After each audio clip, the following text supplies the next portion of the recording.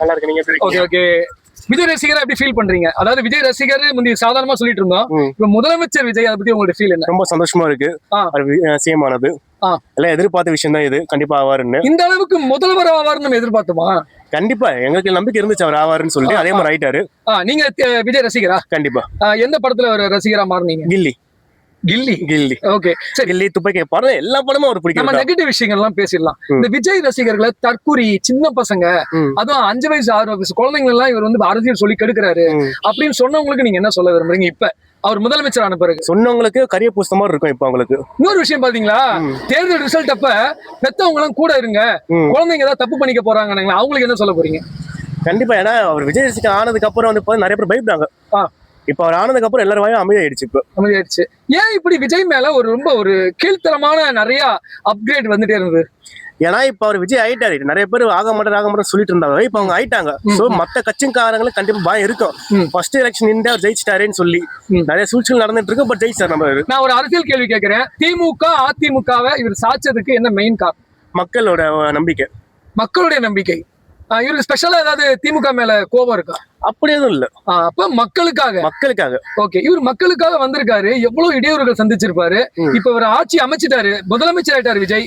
இதுக்கப்புறம் அவருக்கு எவ்வளவு பிரச்சனைகள் இருக்கும், இல்ல பிரச்சனைகள் இல்லாம அவரால் கொண்டு போக முடியும்? கண்டிப்பா இல்ல. ஏன்னா இப்பதான் ஆயிருக்காரு. கண்டிப்பா ஏகப்பட்ட சூழ்நிலை வரும். இதெல்லாம் மீறி அவர் கண்டிப்பா ஜெயிப்பாரு. எனக்கு நம்பிக்கை இருக்கு. ஓகே. நீங்க ஒரு விஜய் ரசிகர் தானே? கண்டிப்பா. விஜய் அந்த ரத்தம் இருக்கு, ரசிகர் ரத்தம். கண்டிப்பா. அப்ப விஜய் ரசிகர்களுக்கு நீங்க என்ன அட்வைஸ் பண்றீங்க? எல்லாரும் பொதுமக்கள் பாத்துக்காங்க. பிரச்சனை சண்டை இல்லாம பாத்துக்காங்க. நம்ம மக்கள் நம்மளாம் பாத்துக்கணும். ஏன்னா விஜய் ஒரு விஷயம் சொன்னாரு, யாரும் ரொம்ப ஆடக்கூடாதுன்னு.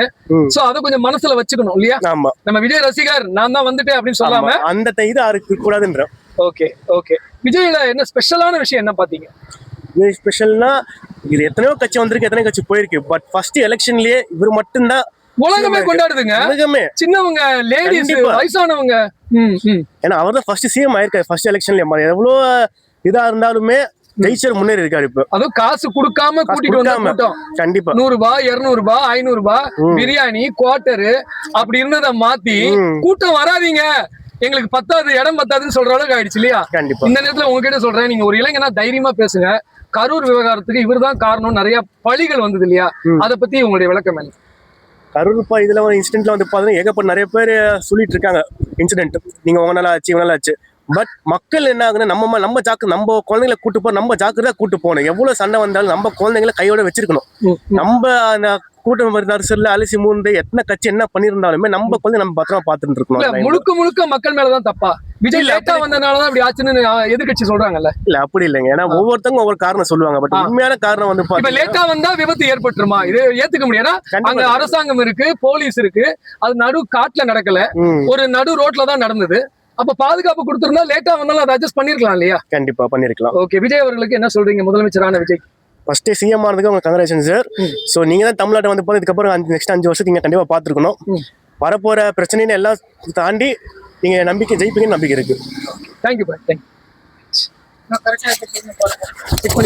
பையனுங்க